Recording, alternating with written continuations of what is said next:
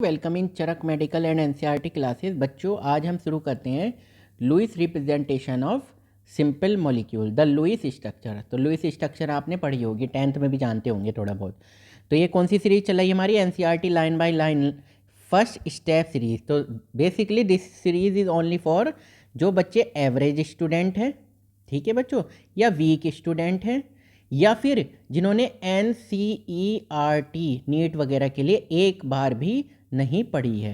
तो थोरोली हम एक एक लाइन पढ़ाते हैं, ठीक है। और क्या है कि हम डीपली इस सीरीज़ में स्टार्ट नहीं कर रहे, मतलब केवल एक जनरल व्यू दे रहे हैं एक एक लाइन समझा के, ठीक है। जो बच्चे नीट के एस्पिरेंट्स हैं पर्टिकुलर इस सीरीज़ के बाद, उनको इसके बाद एक सीरीज़ और आएगी सेकंड स्टेप सीरीज़, वो भी फॉलो करनी पड़ेगी, ठीक है बच्चों।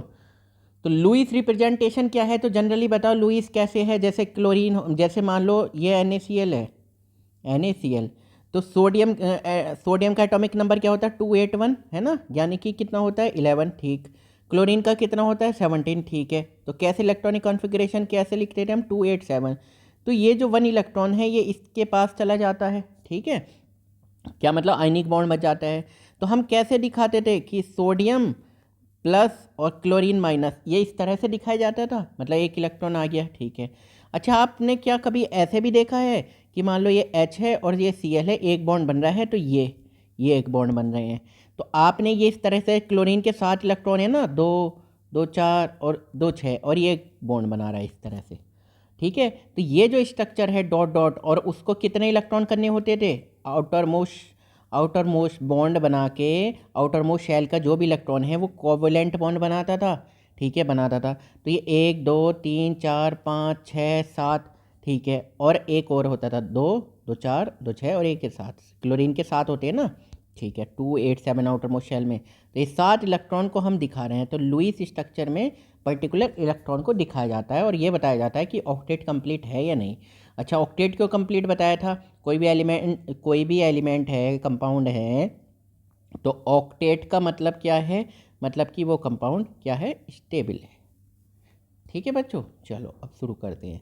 तो Lewis representation of simple molecule, Lewis structure. The Lewis dot structure provide a picture of bonding, मतलब इससे बॉन्डिंग का पता चल जाता है। जैसे यहाँ पे ये बॉन्डिंग का पता चल रहा है ना, H और Cl में, in a molecule and ions in terms of the shared pair of electron, मतलब इलेक्ट्रॉन शेयर कैसे हो रहे हैं। जैसे हाइड्रोजन है और क्लोरीन है, इनमें एक एक इलेक्ट्रॉन क्या हो रहा है? शेयर हो रहा है। तो हमने ये इस तरह से दिखाया हुआ है, ठीक है बच्चों। एंड द ऑक्टेट रूल, और ऑक्टेट रूल कैसे फॉलो हो रहा है? मतलब कि मान लो ये 1 2 3 4 4 5 और 6, ये 6 और एक ये इलेक्ट्रॉन है, तो ये इस तरह से बॉन्ड बना रहा है कोवेलेंट। और ये टोटल कितने हो गए? ये 8 हो गए। तो ठीक है, ऑक्टेट हो गया। While such A picture may not explain the bonding and behaviour of a molecule completely, it does help in the understanding the formation and properties of molecule to a large extent. अब देखो, इससे ना बहुत सारी information पता चल रही है। एक तो ये पता चला है कि भाई कितने इलेक्ट्रॉन है, ये इसके क्लोरीन के कितने होते हैं? 7 होते हैं। एक ये पता चला है कि बॉन्ड बन रहा है, शेयरिंग हो रही है, ये बन रहा है, ऑक्टेट भी कंप्लीट है। तो बहुत सारी इन्फॉर्मेशन हमें मिल रही है। Writing of the Lewis dot structure of a molecule is there for very useful, इसलिए बहुत ज़्यादा यूजफुल है, ठीक है। The Lewis dot structure can be written by adopting the following step. तो कैसे हम लुईस स्ट्रक्चर बना सकते हैं? तो इस तरह के कुछ स्टेप दिए हुए हैं, ये देख लो, ठीक है, ये स्टेप दिए हुए हैं, ओके। अब देख लो, डायरेक्ट पहले स्टेप पढ़ते हैं, मतलब कि स्टेप से पहले हम एग्जाम्पल देखो, थोड़ा सा समझो। जैसे ये H2 है, तो H और H में एक बॉन्ड बन रहा है, एक इलेक्ट्रॉन एक इलेक्ट्रॉन। ये O2 का मॉलिक्यूल है, तो देखो ये ऑक्सीजन का क्या एटॉमिक नंबर क्या होता है? 8 होता है। 8 का मतलब हो गया 2 और 6, तो ये 6 इलेक्ट्रॉन दिखाए जा रहे हैं क्या? देखो 1 2 3 4 5 6, ठीक है, 1 2 3 4 5 6, इन दोनों ने बॉन्ड बना लिया। ये देखो, इन दोनों ने बॉन्ड बना लिया, ये इलेक्ट्रॉन है, इस तरह से दिखाए जा रहे हैं। ये ओजोन है, O3, ठीक है, ओजोन में इस तरह से 2 बॉन्ड बना लिए। ये इलेक्ट्रॉन 6 होने चाहिए ना, 1 2 4 और एक ये हो गया 5 6, ठीक है, ठीक है। और कितने होने चाहिए? इस ऑक्सीजन के कितने होने चाहिए? 6 होने चाहिए, 1 2 3 4 5, ठीक है। एक कम है, जब एक कम है तो उस पर आ जाएगा पॉजिटिव, तो एक कम है, ठीक। और अभी इसके देखो ऑक्सीजन के कितने होते हैं, 6 होते हैं, 1 2 3 4 5 6 और ये 7, एक ज़्यादा है। जब एक ज़्यादा है तो उस पर क्या आएगा, निगेटिव आएगा, तो ये निगेटिव आएगा। आगे समझ में, ठीक है। अब आप कहोगे सर एक बात बताओ, मुझे इस चीज़ की इन्फॉर्मेशन दो कि 8 ऑक्टेट कंप्लीट हो रहा है या नहीं हो रहा।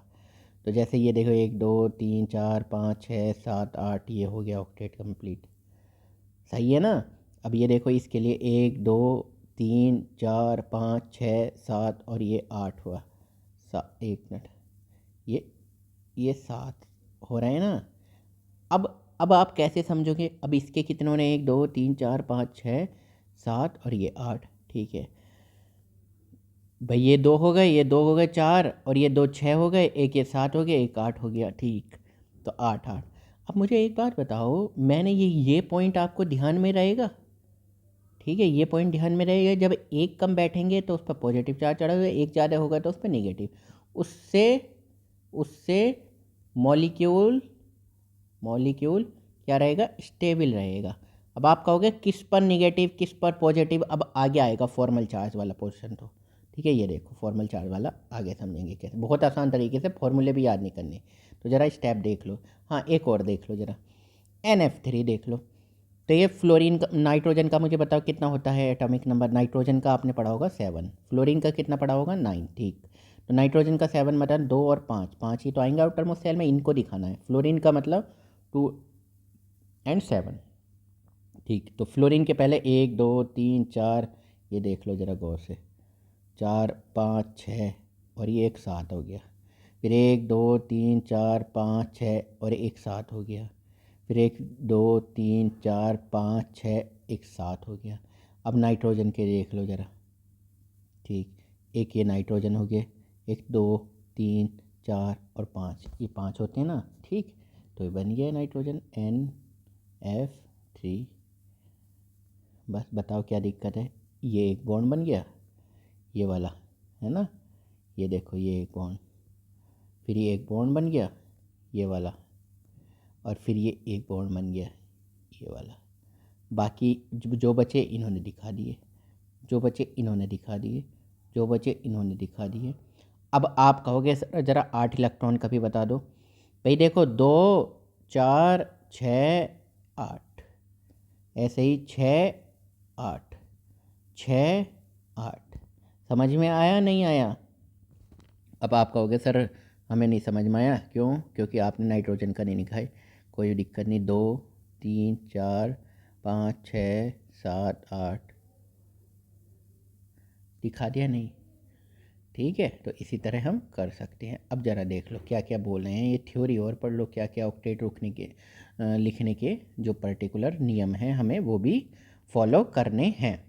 तो the total number of electron required, जो total number of electron required for writing the structure are obtained by adding the valence electron of the combining atom, ठीक है। आगे पढ़ो समझ में आ जाएगा।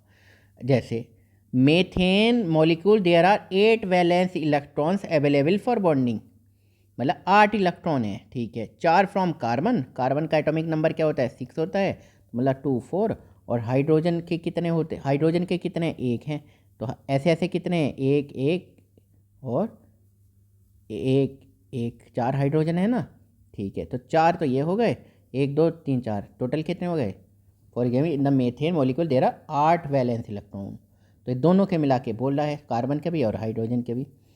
And 4 from hydrogen atom, 4 from 4 carbon के 4 हाइड्रोजन के, ठीक है। अब अगर एन आयन है, एन आयन क्या होता है, जिसके ऊपर कौन सा चार्ज होता है, जिसके ऊपर होता है निगेटिव चार्ज। अगर एनायन की बात करें, each negative charge would mean a addition of 1 electron. मैंने बोला था अगर ईच निगेटिव चार्ज, यानी कि अगर किसी के ऊपर negative charge, would means addition of, इसका मतलब है 1 इलेक्ट्रॉन आ गया है। फॉर कैटायन, अगर कैटायन की बात करें तो मैंने बताया था each positive charge would result क्या है, in the subtraction of 1 electron, यानी कि पॉजिटिव मीन्स 1 इलेक्ट्रॉन चला गया from the total number of valence electron. Total देख लेना आप, जैसे आपने क्या देखे CH4 में कितने कार्बन के कितने होते हैं वैलेंस इलेक्ट्रॉन, मतलब आउटर मोस्ट शेल के इलेक्ट्रॉन। कार्बन के होते हैं कितने, 4। हाइड्रोजन ये एक एक कर एक होता है, तो ऐसे ऐसे 4 हैं, तो टोटल कितने हो गए, 8। अगर पॉजिटिव है तो इसका मतलब एक गायब हो गए, 7 हो गए। और अगर निगेटिव है तो इसका मतलब 8 में एक जुड़ जाएगा, टोटल इलेक्ट्रॉन हो गए 9। आ गया समझ में?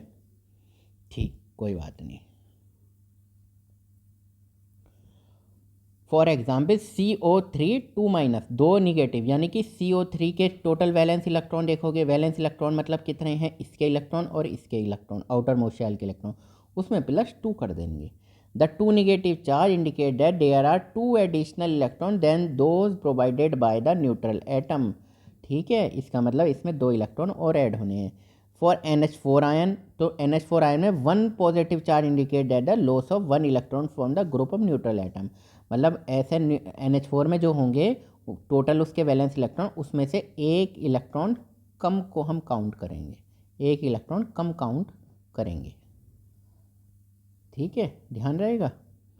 ठीक है, बहुत ज़्यादा तोप नहीं मारनी इसमें, ये इतना सिंपल है, बहुत ज़्यादा ऐसा नहीं आ रहा क्वेश्चन, सिंपल समझ में आ जाएगा एग्जाम्पल से। Knowing the chemical symbol of the combining atom, chemical symbol जो भी सिंबल होता है, मान लो नाइट्रोजन के लिए N है, कार्बन के लिए C है, सल्फर के लिए S है, combining atom, and having knowledge of the skeletal structure of the compound. कोई भी कंपाउंड बना रहे हैं आप, इसकी स्केलेटल स्ट्रक्चर पता ही होती है, अगर पता चल जाएगी प्रैक्टिस के बाद। NaCl कैसे बनता है तो आपको पता चल जाएगा, Na+ है, Cl- है, इस तरह से। It is easy to distribute the total number of electron as bonding shared pair between the atom in proportion to the total bond. ठीक है, आगे समझ में आ जाएगा क्या कह रहे हैं। ठीक है, जब आप प्रैक्टिस से करोगे तो कोई दिक्कत नहीं है। मान लो MgCl2 है, ठीक है, तो MgCl2 मतलब Mg के ऊपर क्या है, 2 पॉजिटिव चार्ज, क्लोरीन का मतलब है ये Cl है ना, एक, तो Mg, अच्छा Mg का मुझे ये बताओ क्या होता है, 282 होता है, 12 होता है ना एटॉमिक नंबर, तो ये 2 इलेक्ट्रॉन जाएंगे कहीं पर। तो क्लोरीन का क्या होता है, 287 होता है, तो एक तो क्लोरीन, एक तो ये है, एक इलेक्ट्रॉन तो इसे दे देगा। ठीक है, तो MgCl2 मैग्नीशियम क्लोराइड का 2 होता है ना, तो एक दूसरा क्लोरीन है 287, एक इलेक्ट्रॉन यहाँ जाएगा मैग्नीशियम का, तो बन गया कंपाउंड पूरा प्रॉपर। जनरली बोला जाए लीस्ट इलेक्ट्रोनिगेटिव एटम, जो कम से कम इलेक्ट्रोनिगेटिव एटम है, ऑक्यूपाइज द सेंट्रल पोजीशन। तो यानी कि याद करना, जैसे मान लो आपको बोला गया NF3, तो लीस्ट, ये बता सबसे ज़्यादा इलेक्ट्रोनेगेटिव क्या होती है, फ्लोरीन होती है, तो ये जो लीस्ट है ना, तो उसका क्या होगा, उस वो बीच में होगा सेंट्रल पोजीशन में in the molecule ion. For example NF3 में एंड CO3 2- में nitrogen carbon are the central atom, whereas fluorine and oxygen occupy the terminal position. ठीक है, तो सेंटर में कौन होगा, जो इलेक्ट्रोनेगेटिविटी कम होगी। After accounting for the share pair of electron for a single bond, the remaining electron pair are either utilise for multiple bonding और remain as the lone pair. ठीक है, जैसे नाइट्रोजन है, अमोनिया है NH3, तो lone pair की तरह भी रह सकते हैं। नाइट्रोजन ने क्या किया, नाइट्रोजन का एटॉमिक नंबर क्या होता है, नाइट्रोजन का 7 होता है, यानी कि 2 और 5, तो 5 इलेक्ट्रॉन आउटर मोस्ट सेल के ही तो बॉन्ड बनाते हैं, तो NH3 ये बना लिया, 1 बॉन्ड 2 बॉन्ड 3 बॉन्ड, ठीक, और 2 ये, इन्हें लोन पेयर दिखा सकते हो, तो ये बॉन्ड नहीं बना है। The basic requirement being the each bonded atom gets an octet of electron. Lewis representation of few molecule ions are given. देखो जरा, इसमें दी हुई है, वो हमने देख ही ली थी। ठीक है, अब जैसे CO3 2- है, तो अगर खाली होता एक मिनट, अगर होता खाली CO3, ठीक, तो कार्बन का एटॉमिक नंबर कितना होता है, 6, यानी कि 2 और 4। ऑक्सीजन का एटॉमिक नंबर होता है 8, यानी कि 2 और 6 इलेक्ट्रॉन दिखाने के। तो ऑक्सीजन के 1 2 3 4 5 6 दिखाए हुए हैं। ठीक ठीक, ऑक्सीजन के कितने दिखाए हुए हैं, 1 2 3 4 5 6। ठीक, हाँ, ऑक्सीजन के कितने दिखाए हैं, 1 2 3 4 5 और 6 दिखाए हुए। कार्बन के कितने होते हैं, कार्बन के होते हैं 4, तो ये 4 दिखाए हुए क्या पता नहीं, देख सकते हैं। तो एक कार्बन का इन्होंने किस तरह दिखाया हुआ है, एक ये दिखा दिया मान लो, एक ये दिखा दिया, एक ये दिखा दिया। ठीक, चलो ये दोनों 2 ये दिखा दिया, कार्बन के तो 4 हो गए ना, तो रेड वाले 4। ठीक, ये ठीक। अब मुझे बताओ, बॉन्डिंग क्या क्या हो गई, एक तो ये बॉन्डिंग हो गई, हाँ एक तो ये बॉन्डिंग हो गई ये वाली, दो ये बॉन्डिंग हो गई ये वाली, ठीक, एक ये बॉन्डिंग हो गई। आपने एक चीज़ गौर की क्या, आपने एक चीज़ गौर की, ठीक है अभी गौर करा देते हैं दोबारा से। देखो क्या गौर किया, मैं ऐसे बता देता हूँ। हाँ ये छः होते हैं ना, 1 2 3 4 5 6, ठीक, ये 1 2 3 4 5 और 6, ठीक है। तो एक तो यहाँ पे था ये एक्स्ट्रा, यानी कि एक्स्ट्रा वाले इस तरह दिखा दो, ये लो, एक तो ये है और एक ये है, तो 2 इलेक्ट्रॉन ये इसलिए ये आ रहे हैं, ये 2 इलेक्ट्रॉन जो आ रहे हैं ना एक्स्ट्रा, ये आ रहे हैं ये एक ये, ठीक है। तो ये जो 2 इलेक्ट्रॉन एक्स्ट्रा हैं ये दिए हुए हैं, ठीक है बच्चों। तो आप दिखा सकते हो। अब कार्बन के जैसे CO3 में देखें तो कार्बन के कितने होते हैं, इनमें 4 होंगे और ये क्या होंगे, ऑक्सीजन के कितने होते हैं, 6 होते हैं ना। एटॉमिक नंबर क्या होता है, 8 होता है।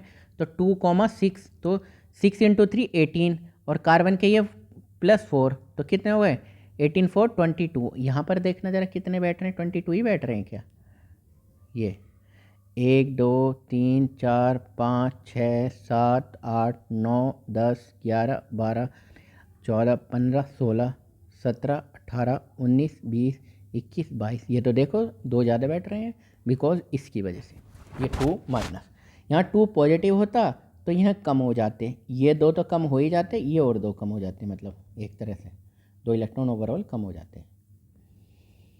ठीक है, समझ में आ गया।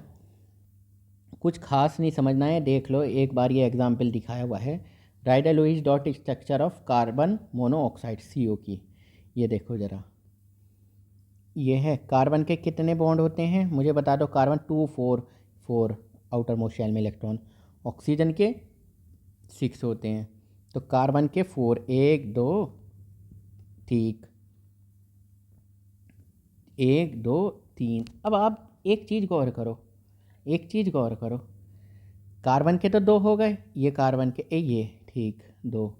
हम ऑक्सीजन के और दिखा देते हैं, ऑक्सीजन के कैसे दिखा सकते हैं भाई, ऑक्सीजन के तो 6 दिखाने हैं, तो 1 2 3 4 5 और ये 6, या ये क्या बना दिया, ट्रिपल बॉन्ड बन गया है भाई, ये ट्रिपल बॉन्ड बन गया, ये ट्रिपल बॉन्ड बन गया, और ये कार्बन के 2 अलग से दिख रहे हैं, ऑक्सीजन के 2 अलग से दिख रहे हैं। ठीक है बच्चों, चलो बहुत कंफ्यूज नहीं होना, सिंपल है, इतनी बहुत स्ट्रक्चर नहीं आ रही, इससे कोई क्वेश्चन भी नहीं पूछा जा रहा, सिंपल है, बहुत आसान है। ठीक है बच्चों, और अब हम देखते हैं हाँ फॉर्मल चार्ज। तो फॉर्मल चार्ज कितना बड़ा है, बहुत आसान है, कुछ नहीं है, ये इतना सारा दिया हुआ है, इतना कुछ याद नहीं करना तुम्हें। मैं आपको एक ट्रिक बता देता हूँ फॉर्मल चार्ज कैसे निकालना है एक सिंपल वे में, ठीक है। ठीक है, देखो फॉर्मल चार्ज, पहले एक एग्जाम्पल पढ़ो, ये O3 का है ना, किसके ऊपर कितना, ये O3 है, ऑक्सीजन ऑक्सीजन ऑक्सीजन, तो ऑक्सीजन पर कितना चार्ज है ये बताया जा रहा है इसमें। देर सेंट्रल ऑक्सीजन एटम मार्क्ड 1, ठीक है, एक को सेंट्रल को लिख लिया 1 और इसको लिख लिया 2 और इसको 3, तो इस पर कितना चार्ज है ये बता रहे हैं। तो देखो सेंट्रल ऑक्सीजन मार्क्ड 1, इस पर +1 निकला है, तो इस पर कितना कैसे क्या निकलेगा एक बार बताओ। ऑक्सीजन का एटॉमिक नंबर होता है 8, यानी कि 2 और 6, ठीक, तो 6 इलेक्ट्रॉन होने चाहिए, 1 2 3 4 5, 5 है, यानी कि एक कम है, यानी कि +1 का चार्ज आ गया इस पे आ गया +1 का। ठीक, अब इधर से पढ़ लो, दूसरी वाली बात कर लो, तो दूसरी ज़रा दूसरे कलर से ही कर लो जब कर रहे हैं तो 1 2 3 4 5 और 6 सही है, कोई दिक्कत नहीं है। तो ये इस पर क्या आ गया, 0 चार्ज। ठीक, तीसरी की कर लो, कुछ अलग कलर से कर लो, चलो ठीक, ये तो ब्लैक ही है। तो 1 2 3 4 5 6 और एक ये वाला हो जाएगा 7, तो 7 इलेक्ट्रॉन ऑक्सीजन पे कितने होते हैं, ये तो 6 होते हैं आउटर मोस्ट शेल में, इसका मतलब 1 + 1 इलेक्ट्रॉन एक्स्ट्रा आ गया, तो एक्स्ट्रा आ गया है तो क्या आ जाएगा, इस पर -1 चार्ज आ जाएगा। तो यही बोल रहा है, देखो सेंट्रल ऑक्सीजन एटम मार्क्ड 1 +1 आ गया, जो मैंने बताया था +1, एंड जो 2 नंबर का है ये तो अपना सही है, तो इस पर कुछ नहीं है, 0 चार्ज, तो ये 0 चार्ज। एंड ऑक्सीजन मार्क -1, तो ये इस पर माइनस का 1 में। ठीक है, अब इसके कुछ प्रॉपर रूल बताए हुए हैं वो हम पढ़ लेते हैं, बाकी इतना कोई बहुत बड़ा नहीं है, सिंपल चीज़ है। ठीक है, सिंपल, इससे कोई पर्टिकुलर क्वेश्चन नहीं आ रहा। जब आपकी अंडरस्टैंडिंग, जब आप नेक्स्ट चैप्टर पढ़ोगे तो धीरे धीरे ये चीज़ खुद समझ में आ जाएगी, उस पर क्या फॉर्मल चार्ज होगा। आपको बस याद रखना है। और जैसे वैलेंस शेल में मान लो 6 इलेक्ट्रॉन है, तो टोटल आप काउंट करोगे, अगर 6 से ज़्यादा 7 बैठ रहे हैं तो इसका मतलब माइनस का चार्ज है, और 5 बैठ रहे हैं तो इसका मतलब ये प्लस का चार्ज है। ठीक, ठीक है, अब ज़रा देखो समझो। ठीक है, तो ये कह रहे हैं Lewis dot structure in general do not represent the actual shape of the molecule. Actual shape of molecule नहीं पता चल रहा है लुईस डॉट स्ट्रक्चर से। In case of polyatomic ion, ये मतलब कि पॉली मतलब बहुत सारे, एटम मतलब बहुत सारे एटम हो, और आयंस हैं, the net charge is possessed by ions as a whole and not by a particular atom. तो पर्टिकुलर क्या था कि मान लो ये जैसे ये बता रहे हैं CO3 माइनस माइनस, तो ये अभी एक बार बताओ, ये जो चार्ज है किस ऑक्सीजन के एटम है, तो ये क्या कर रहा है, आपने रेजोनेंस जो आ गया ऑर्गेनिक केमिस्ट्री में, ये पर्टिकुलर चार्ज घूम रहा है, कभी इस पर आ जाता है कभी उस पर। ठीक है, वो हम पढ़ेंगे कैसे, जैसे एग्जाम्पल से अभी देख लो।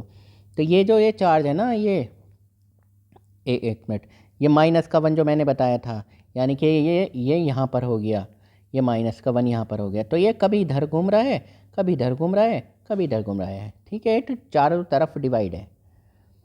ठीक है, कोई बात नहीं, डिवाइड है तो हमें क्या। It is however feasible to assign a formal, एक मिनट, अरे ये क्या, हाँ, it is however feasible to assign a formal charge on in each atom. तो सभी एटम पे आप फॉर्मल चार्ज दिखा सकते हो, जो भी रहेगा। The formal charge of an atom in A poly atomic, मतलब पॉली एटॉमिक वो कह रहा है जो बहुत सारे एटम होते हैं, मॉलिक्यूल और आयन में be defined as the difference between the number of valence electron, उनके बीच में number of valence electron of that atom in an isolated और फ्री स्टेट में क्या डिफरेंस है, and the number of electron assigned to that atom in Lewis structure it is expressed, कैसे दिखाया है। देखो, फॉर्मल चार्ज यानी कि Fc of an atom in a Lewis structure किस फॉर्मूले से दिखा रहे हैं, तो सबसे पहले आपको क्या करना है, total number of valence electron in the free atom.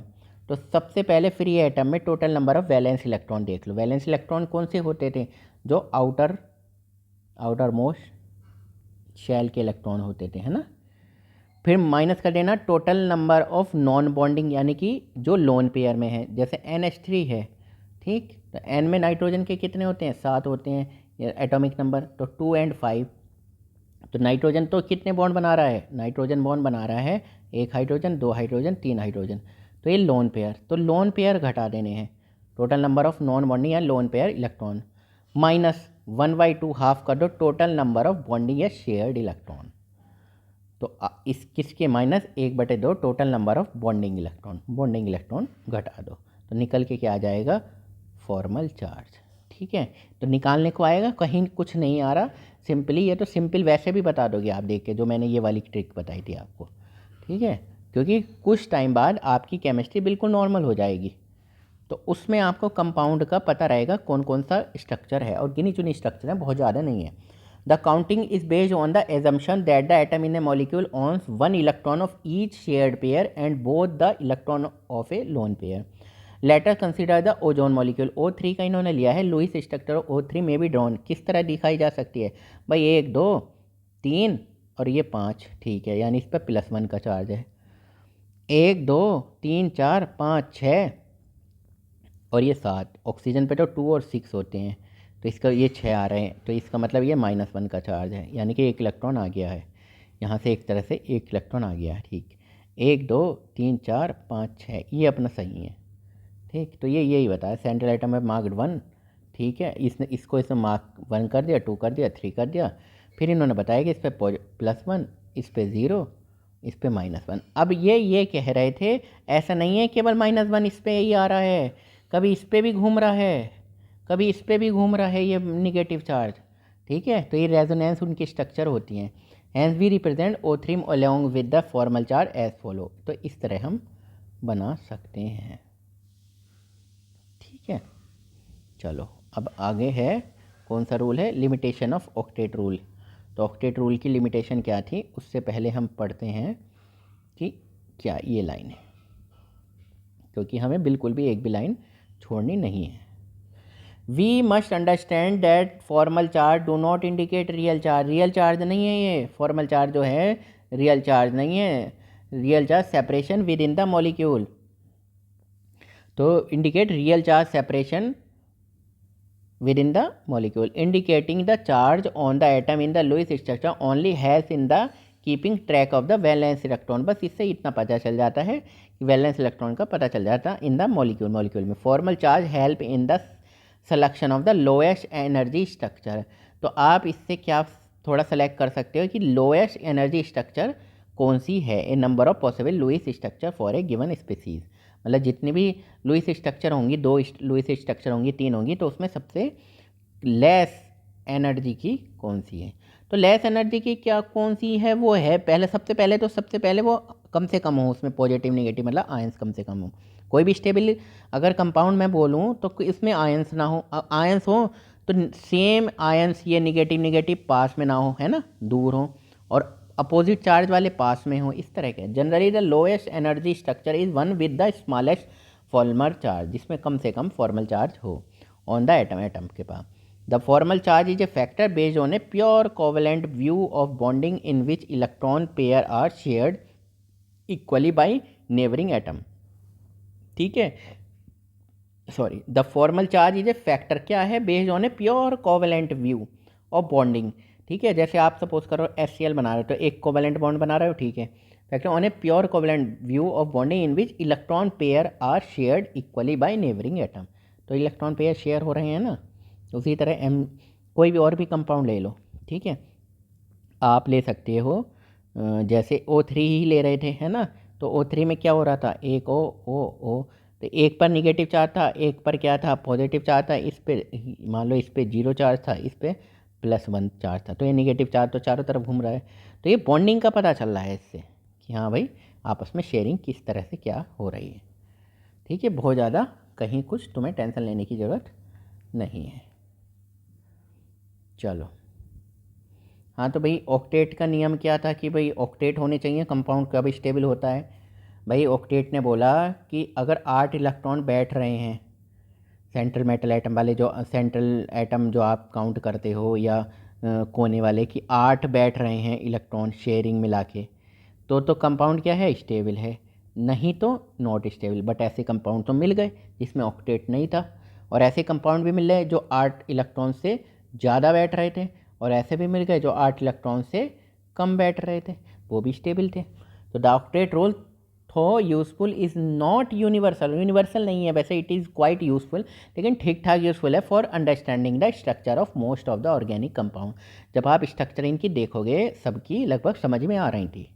जैसे आप मान लो NH3 की कैसे बनाते हो, ये है ना NH3 की, तो ठीक है, कोवेलेंट बॉन्ड के थ्रू पता चल रही थी, और ये बीच में ऊपर क्या थे, लोन पेयर थे, तो बहुत सारी स्ट्रक्चर अपना समझ में आ रही थी। And it applies mainly to the second period element of the periodic table. तो सेकेंड पीरियड के कौन कौन से हैं, फर्स्ट पीरियड के क्या हैं, हाइड्रोजन हीलियम, सेकेंड के क्या है, लिथियम बेरिलियम बोरॉन एल्यूमिनियम, नहीं boron carbon nitrogen oxygen fluorine, है ना, तो कार्बन भी आ गया है काफ़ी। There are 3 type of exception to the octet rule, 3 type के एक्सेप्शन देखने को मिलते हैं। तो कौन कौन से हैं तो हम समझ लेते हैं भाई क्या है, कोई दिक्कत नहीं है। ठीक, the drawback of octet theory, तो ये थोड़े से आपको पढ़ने हैं, समझने हैं। The incomplete octet of the central atom, ठीक है, तो इनकम्प्लीट मतलब कि कंप्लीट नहीं है ऑक्टेट, तो कौन से कंपाउंड, अब देखो इन सम कंपाउंड कुछ the number of electron surrounding the central atom is less than the 8। अब ये देखो लिथियम है, क्लोराइड है, तो ये तो लिथियम के तो ये 2 बन रहे हैं बस, कहाँ हो रहे हैं, क्लोरीन के तो चलो 1 2 3 4 5 और 6, और ये क्लोरीन एक होता है 7, तो इसके तो चलो 8 बन गए, सही है, लिथियम के तो नहीं बन रहे 8, तो ये कैसे जी रहा है फिर। और एक है BeH2, तो बेरिलियम का क्या होता, 4, एटॉमिक नंबर 4 होता है ना, ठीक है। अब मुझे ये बताओ, एक हाइड्रोजन ये हो गया, एक हाइड्रोजन ये हो गया, ठीक है चलो बॉन्ड बना लिया, हाइड्रोजन के तो 2 हो गए, ठीक है ये 2 बन रहे हैं, ठीक है। एक बेरिलियम 2 अलग हो गए, तो इनके तो 1 2 3 4 5 6 ही बने, तो ये फेल होना चाहिए था, मगर ये तो जीवित है, मज़े में है। एक है BCl3, तो बोरॉन का कितना होता है, हाइड्रोजन का 1 होता है, हीलियम का 2 होता है, लिथियम का 3 होता है, बेरिलियम का 4 होता है और बोरॉन का होता है 5। तो क्लोरीन के कितने होते थे, 7 होते थे, 1 2 3 4 5 और 6 और एक क्लोरीन, ठीक। तो 1 2 3 4 5 6, एक क्लोरीन 7, तो क्लोरीन 1 2 3 4 5 और 6 और एक 7, ठीक है समझ में आ गया। ठीक है रुको ज़रा, बोरॉन का एटॉमिक नंबर हो गया 5, इसका मतलब एक मिनट 2 और 3, तो ये 3 इलेक्ट्रॉन बना दिए, दूसरे कलर से कर लो, 1 2 और ये 3 बना दिए, है ना, ठीक।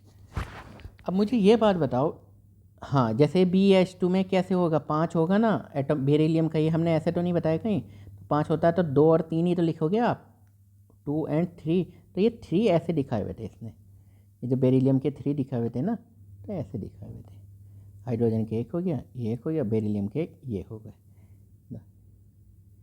बेरिलियम के 2 और 2, ये है ना, ये बोरॉन है, इसको दिखाने हैं 3, ये बोरॉन को दिखाने हैं 3, अब 3 इसने दिखाए, 1 2 3। अब मुझे ये बताओ, तो 2 2 4 2 6 8 तो हुए ही नहीं, इसमें भी 8 तो हुए ही नहीं, 8 से कम है, तभी ये प्रोडक्ट चल रहे हैं। तो लिथियम बेरिलियम बोरॉन है 1 2 3 वैलेंस इलेक्ट्रॉन, ये 2 है, मैंने बताया ना ये 2, इसमें 3 बताए हैं। Only some other such compound are AlCl3 में भी ऐसा ही है और बोरॉन ट्राईफ्लोराइड में भी ऐसा ही है, मगर ये तो चल रहे हैं, एल्यूमिनियम क्लोराइड तो खूब आता है, बोरॉन ट्राईफ्लोराइड। अब है odd electron molecule, odd electron का क्या है, मान लो एक इलेक्ट्रॉन सिंगल रह गया हो, तो कुछ ऐसे मॉलिक्यूल मिले with an odd number of electron like nitric oxide NO, nitrogen dioxide NO2 NO, the octet rule is not satisfy for all the atom, तो वो फॉर किसी भी एटम के लिए वो सेटिस्फाई नहीं हुआ, इसमें क्या मिला, अलग से एक सिंगल इलेक्ट्रॉन। ठीक है समझते हैं भाई कैसे मिला था। अब देखो ज़रा मुझे एक चीज़ बताओ, ये देखो नाइट्रोजन का एटॉमिक नंबर क्या होता है 7, यानी कि 2 और 5, ऑक्सीजन का 8, 2 और 6, तो ये जनाब देखो 1 2 3 4 और ये सिंगल मिल गया 5, भाई 2 ने तो बॉन्ड बना लिया, ये लोन पेयर होगा, ये देखो ऑड इलेक्ट्रॉन स्पीसीज़। ऑक्सीजन का 6, तो 1 2 3 4, ये 5 और 6, अब ये ऑड इलेक्ट्रॉन स्पीसीज़ मिल रही है ना, अब क्या करें इसका, अब देखो 8 तो ये हो गए, 1 2 3 4 5 6, ये देखो ऑड इलेक्ट्रॉन मिल रहे हैं, अब 1 2 3 4 5 6 और ये 7, यहाँ तो ये क्या क्या करा जाए इसका, NO2 है, ये इलेक्ट्रॉन देखो भाई 5 होते हैं, 1 2 3, ठीक है, और ये 4। अब मैंने बताया था अगर एक इलेक्ट्रॉन कम होगा तो उस पर पॉजिटिव चार्ज आ जाता है, कहीं पर भाग गया होगा, वो कहाँ पर भागा। ऑक्सीजन के कितने मिलते हैं 6, ऑक्सीजन का एटॉमिक नंबर 8 होता है, तो यानी कि 2 6, तो 1 2 3 4 5 और 6, तो भाई 2 और 6, तो ये 1 2 3 4 5 और ये 6 हो गए, और एक ये बॉन्ड बना रहा है 7, ठीक है। अब ये जब बॉन्ड बना रहे हैं जनाब, तो ये तो यानी कि एक इलेक्ट्रॉन एक्स्ट्रा हो गया, तो ये माइनस का चार्ज इसलिए आ गया, ठीक है। अब 1 2 3 4 5 6 ऑक्सीजन के सही हैं, ये 8 बन गए, यहाँ पॉजिटिव यहाँ निगेटिव आ गया। तो ओवरऑल ऑक्टेट रूल हर जगह काम नहीं कर पाई, अपने सिंगल एक इलेक्ट्रॉन रह गए, क्या करेगा जाएंगे इनका, कि नाइट्रोजन के 1 2 3 4, ये एक सिंगल 5 रह गए, ठीक है जो भी है। अब एक्सपेंडेड ऑक्टेट का मतलब क्या है, आपने रहता कहा था कि सेंट्रल एटम में 8 इलेक्ट्रॉन होने चाहिए, मतलब सब मिला के जैसे, तो ऑक्टेट कंप्लीट होना चाहिए, वो पता चला तो 8 से ज़्यादा बैठ रहे हैं, ठीक है। कैसे भाई पता नहीं कैसे, ये है SF6, चलो एक ले लो एग्जाम्पल, तो सल्फ़र का क्या होता है, 16 होता है, तो 16 होता है, तो 2 8 6, ठीक है, इनको दिखाना है। फ्लोरीन का क्या होता है, 9 होता है, 2 और 7 दिखाना है, ठीक है। तो फ्लोरीन के मान लो एक ये ले लो, 1 2 3 4 5 6, और ये फ्लोरीन 7 दिखा दिया, ठीक है। ये इसी तरह 1 2 3 4 5 6, और ये फ्लोरीन 7 दिखा दिया, 1 2 3 4 5 6, और ये फ्लोरीन 7 दिखा दिया, 1 2 3 4 5 6, और ये फ्लोरीन 7 दिखा दिया, 2 3 4 5 6 7 दिखा दिया, 3 4 5 6 7 दिखा दिया, ठीक है। अब आप एक चीज़ देखो, सल्फ़र के दिखाने हैं इनको 6, तो सल्फ़र के तो ये रहे 6, 1 2 3 4 5 6 दिखा दिए। अब कितने बन रहे हैं ये, अब सल्फ़र का ऑक्टेट कैसे कंप्लीट हो रहा है, बॉन्ड तो ये बन रहा है ना, ये बन रहा है, तो ऑक्टेट देखते हैं भाई 8 इलेक्ट्रॉन हो रहे हैं क्या, तो हम गिन लेंगे, कोई दिक्कत नहीं है। तो हमने गिना अदर पेन से, किससे, काले से। तो 2 2 4 2 6 2 8 2 10 2 12, तो 12 इलेक्ट्रॉन हो रहे हैं सेंट्रल एटम के ऊपर 12 इलेक्ट्रॉन्स हो रहे हैं। तो ये तो 8 होने चाहिए थे ऑक्टेट से, लेकिन ये तब भी ये कंपाउंड जिंदा है, मिलता है हमें।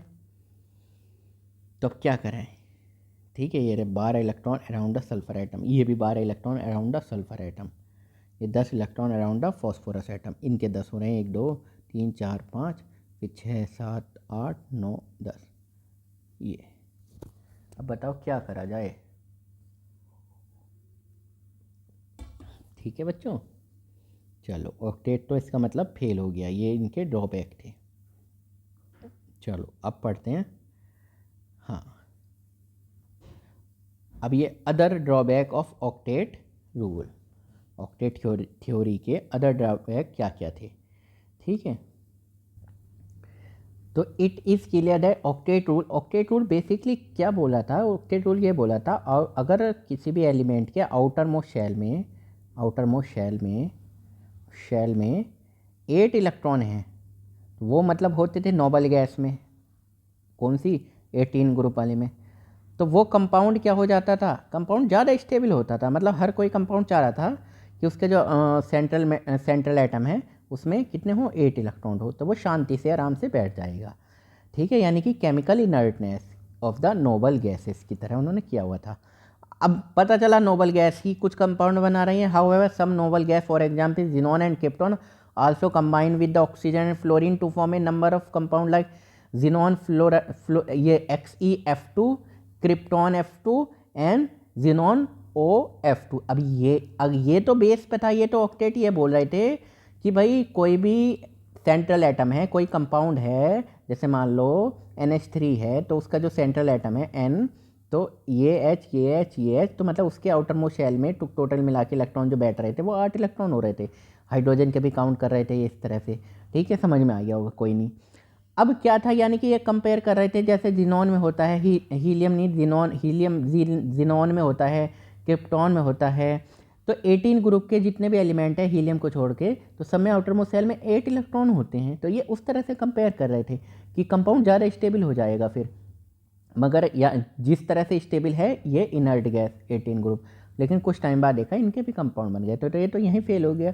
ये क्या नहीं समझा सकती, account for the shape of molecule का शेप नहीं बता सकती। भाई मान लो NH और यहाँ ये लोन पेयर है, तो ये तो बता रहे हैं ये 3 इलेक्ट्रॉन और ये 2 इलेक्ट्रॉन, ठीक है। इससे शेप का क्या पता चला, ये किस तरह की शेप का बना हुआ है, कितना एंगल है, या फिर, तो it does not explain the relative stability, ये does not account for the shape नहीं बता सकी, और क्या नहीं बता सकी, it does not explain the relative stability of the molecule being totally silent about the energy of the molecule. Energy of the molecule में भी ये शांति से चुपचाप बैठे रहे, ठीक है बच्चों। चलो अब हम शुरू करते हैं आयनिक या इलेक्ट्रोवैलेंट बॉन्ड, ठीक है। तो आयनिक बॉन्ड या electrovalent bond, from the Kossel and Lewis treatment of the formation of ionic bond it follows that the formation of ionic compound would primarily depend upon, तो किस पे डिपेंड हो रहा है, आयनिक कंपाउंड की बात चल रही है। तो ease of the formation of the positive and negative ions from the respective neutral atom, ठीक है।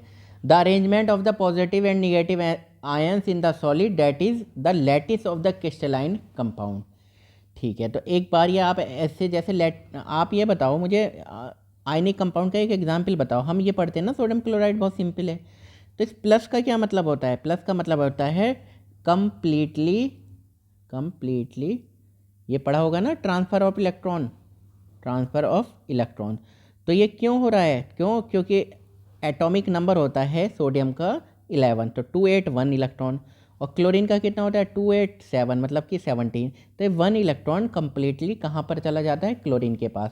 तो अब कितने हो गए? ये हो गए 8 हो गए आउटर मोस्ट में, और ये भी क्या हो गए? 8 हो गए। तो ये क्या हो गया? कंपाउंड स्टेबल हो गया, ठीक है। तो उसी तरह से है। तो अब देख लो जरा एक बात, the formation of a positive ion involve ionization. तो पॉजिटिव आयन बनना इन्वॉल्व आयोनाइजेशन कहलाता है। अच्छा, आयोनाइजेशन की डेफिनेशन क्या थी? आपको ये पूछा जाता था आयोनाइजेशन एनर्जी क्या थी? कि कोई भी एक एटम है, ठीक है, तो उसकी आउटर मोस्ट शेल से एक इलेक्ट्रॉन निकालना। क्या है? Removal of an electron from its isolated gaseous atom. तो आउटर मोस्ट शेल से एक इलेक्ट्रॉन निकालना। जब इलेक्ट्रॉन निकल जाता है तो क्या बनता है? पॉजिटिव चार्ज बनता है, जैसे सोडियम प्लस बन जाएगा, ठीक है। तो ठीक यही बोला है। The formation of positive ion involve ionization कहलाता है, that is removal of electron from the neutral atom, and that of negative ion involve the addition of electron.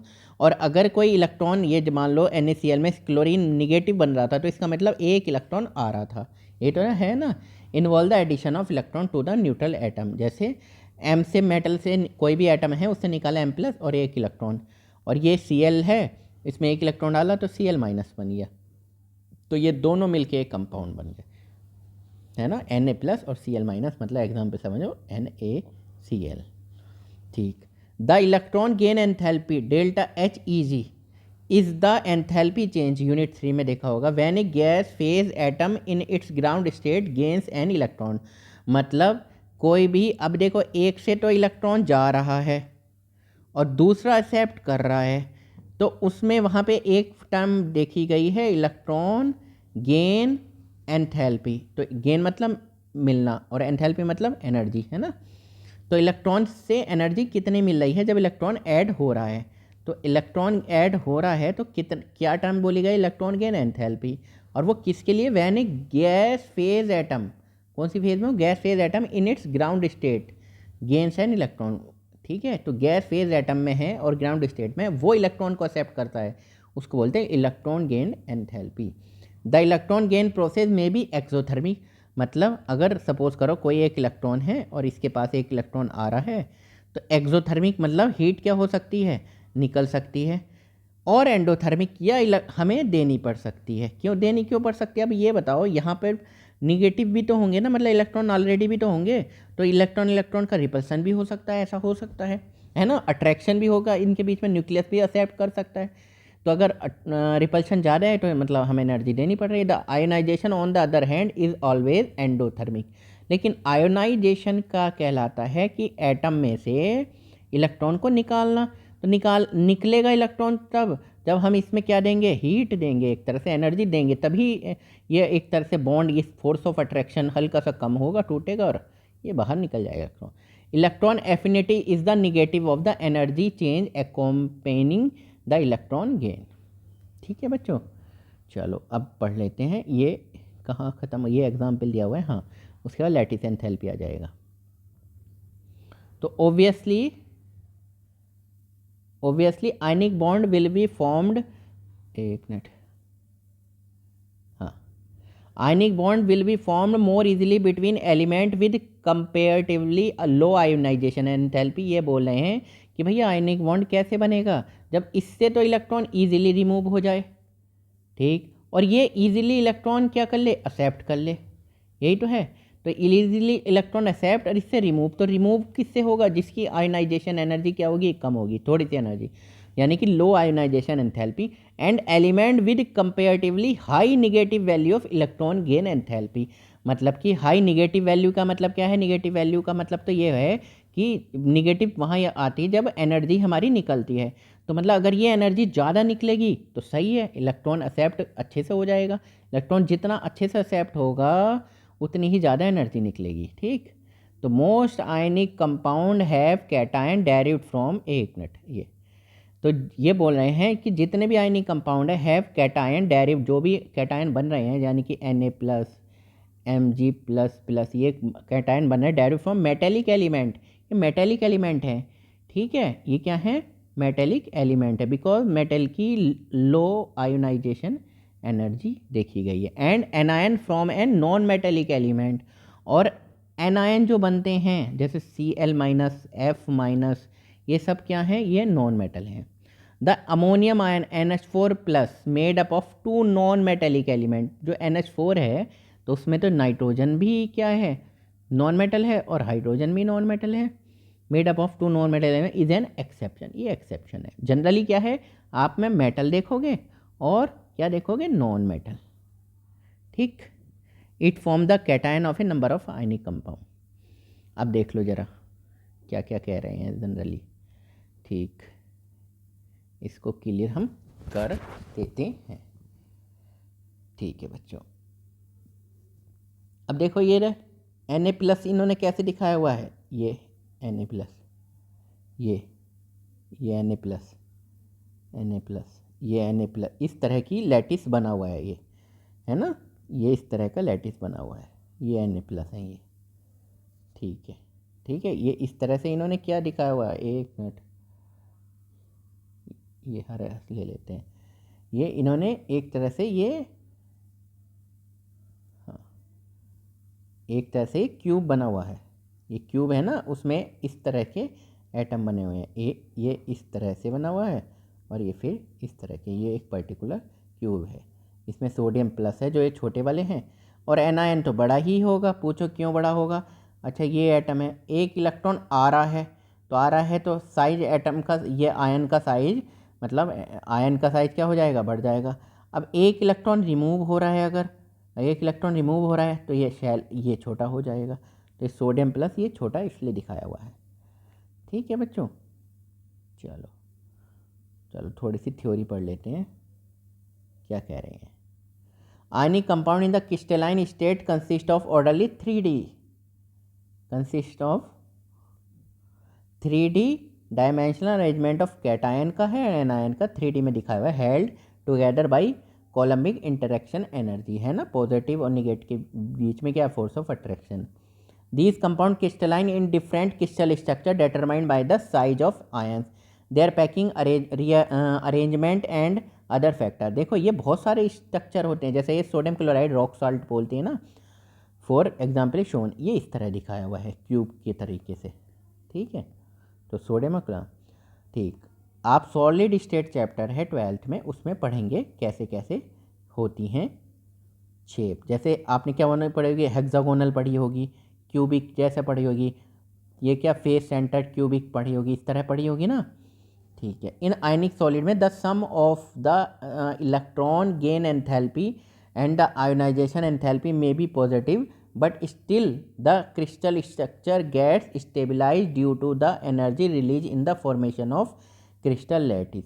अब देखो ये क्या बात बोल रहे हैं, ये कह रहे हैं आयनिक सॉलिड्स की बात करें, कोई भी आयनिक सॉलिड है, आयनिक बॉन्ड बना हुआ है, sum of the electron gain enthalpy, यानी कि कुछ गेन एंथैल्पी होगी, ठीक, कोई एंथैल्पी गेन एंथैल्पी होगी, प्लस एंड आयोनाइजेशन एंथैल्पी लग रही थी, मतलब आयोनाइजेशन एंथैल्पी क्या लग रही थी, इलेक्ट्रॉन निकलना, और गेन एंथैल्पी इलेक्ट्रॉन क्या हो रहा था, एक्सेप्ट हो रहा था। ठीक है, इन दोनों का सम आयोनाइजेशन में भी पॉजिटिव, ये पॉजिटिव भी हो सकता है, मतलब हमें ओवरऑल एनर्जी देनी भी पड़ सकती है।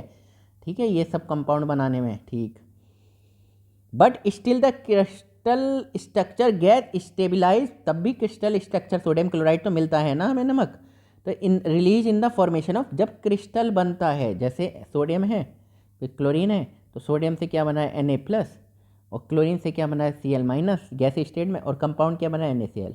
तो ये क्या है ना, ये stable in the formation of crystal lattice, ये स्टेबिलाइज है due to the energy release in the formation of, जब क्रिस्टल बनता है तो क्या होती है, एनर्जी रिलीज होती है, और जब एनर्जी रिलीज होती है तो जो कंपाउंड बन रहा है वो तो स्टेबल बनेगा। एग्जाम्पल के तौर पे देखा जाए आयोनाइजेशन, ये एक मिनट क्लियर कर देता हूँ मैं थोड़ा सा।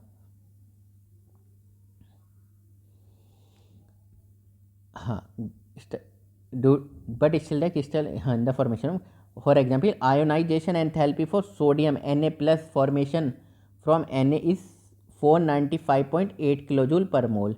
मतलब सोडियम से ये क्या बना रहे हैं Na+, तो कितनी है 495.8 किलोजूल पर मोल, है ना, एक मोल के लिए। While electron gain enthalpy for the change, chlorine से इलेक्ट्रॉन एक्सेप्ट करते हैं तो 348। अब ये तो हमारी ज़रूरत है ना। और क्लोरीन जब इलेक्ट्रॉन एक्सेप्ट कर रहा है तो क्या बन रहा है, क्लोरीन माइनस, ठीक। ये कितनी है 348 किलोजूल पर मोल, ये कितनी निकल रही है और ये हमें देनी पड़ रही है। तो ओवरऑल आप दोनों को मिक्स करोगे 495 और 348 माइनस के, तो ओवरऑल तो हमें देनी ही पड़ रही है ना। कितनी देनी पड़ रही है, यानी कि कितने घटेंगे, लगभग 45-48 जो भी बन रहा है, ठीक।